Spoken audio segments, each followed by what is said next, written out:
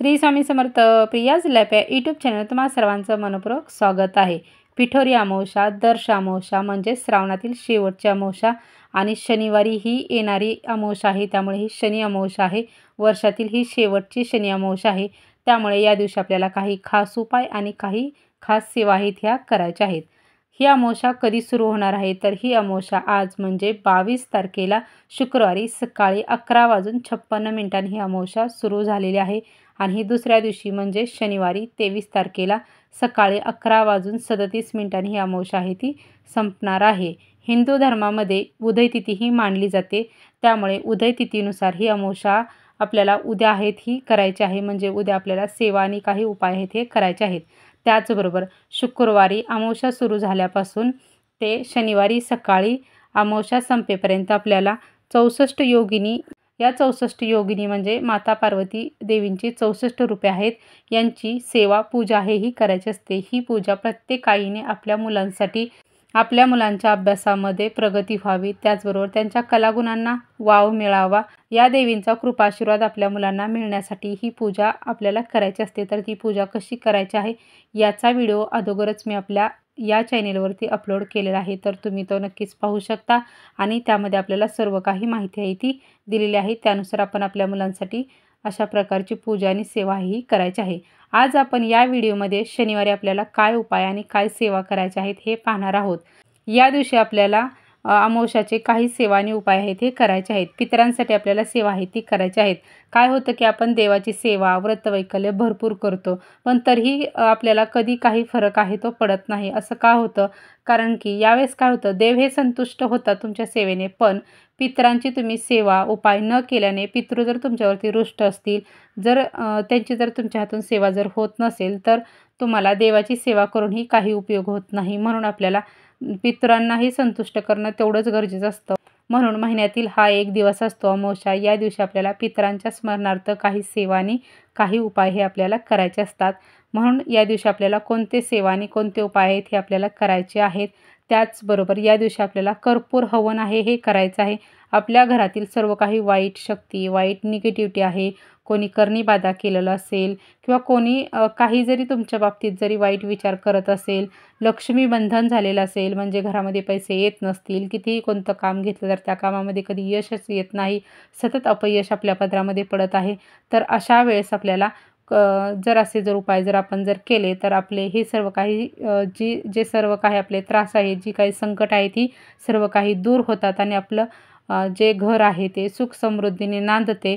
आपल्या घरामध्ये सकारात्मकता आहे हे निर्माण होते. यासाठी आपल्याला काही सेवा आणि काही उपाय आहेत हे करायचे आहेत, तर तेच आता आपण पाहूया.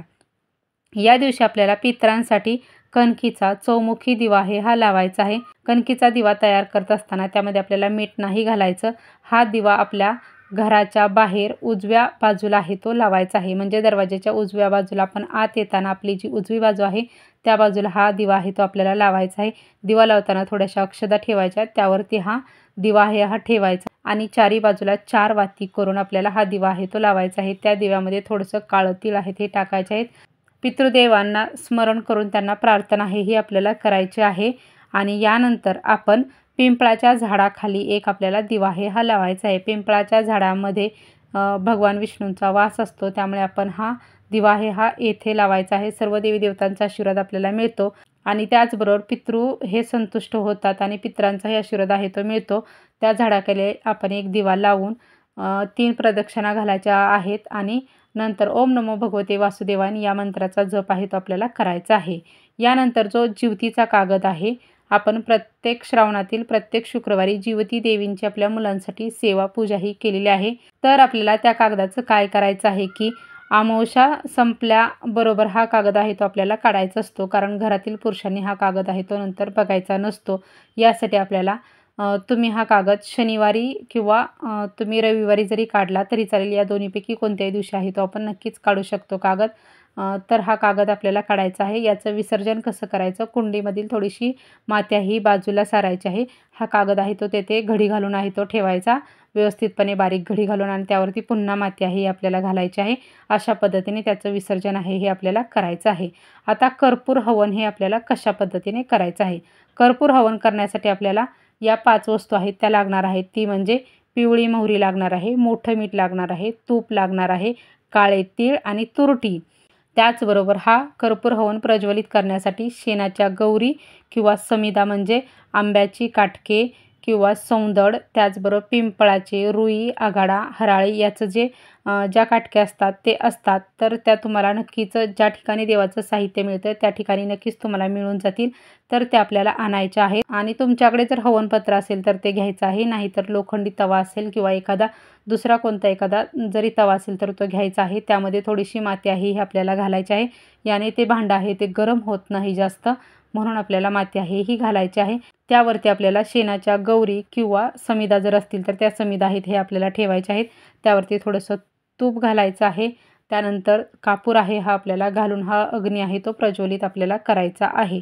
यानंतर यामध्ये पिवळी मोहरी, मीठ, काळे तीळ, तुरटी हे आपल्याला घालायचं आहे आणि हे हवन प्रज्वलित केल्यानंतर आपल्याला प्रार्थना आहे ही करायची आहे. आपल्या घरातील जी काही निगेटिव्हिटी आहे, जी काही लक्ष्मीबंधन कोणी केलेलं असेल किंवा कोणी कर्णीबाधा केलेला असेल, वाईट शक्ती आहे, ही सर्व काही निघून जाण्यासाठी करायचे आहे. आणि यानंतर हा अग्नी शांत करण्यासाठी आपल्याला दही भात आहे ते घालायचं आहे. या भातामध्ये आपल्याला मीठ घालायचं नाही आणि थोडंसं एकदम थोडासा बनवायचा आहे. 1 चमचाभर होईल किंवा 1 ते 2 चमचे आणि हा अग्नी शांत आहे तो आपल्याला करायचा आहे. नंतर हे हवनाचं भांडं आहे ते तसंच आपल्याला घ्यायचं आहे आणि संपूर्ण घरातून जे आपले टॉयलेट बाथरूम आहेत हे सोडून संपूर्ण घरातून फिरवून घ्यायचं आहे आणि नंतर आपल्याला ते ठेवून द्यायचं आहे. अशा प्रकारचं जर हवन जर तुम्ही 5 जर अमावस्या जर केला तर आपल्या घरामध्ये जी काही वाईट शक्ती, जी काही निगेटिव्हिटी असेल किंवा तुमच्या कामामध्ये काही यश नाही येत नाही, हे जे सर्व काही जे जे त्रास असतील, ज्या काही वाईट असेल ते सर्व काही निघून जाऊन आपल्या घरामध्ये सुख, शांती, समृद्धी आहे ती नक्कीच नांदेल आणि घरामध्ये सकारात्मकता आहे ही निर्माण होईल. तर अशा प्रकारचे उपाय आहेत हे आपल्याला केल्याने आपल्याला दैवी आशीर्वाद बरोबर पितरांचा आशीर्वाद आहे तोही मिळतो. श्री स्वामी समर्थ.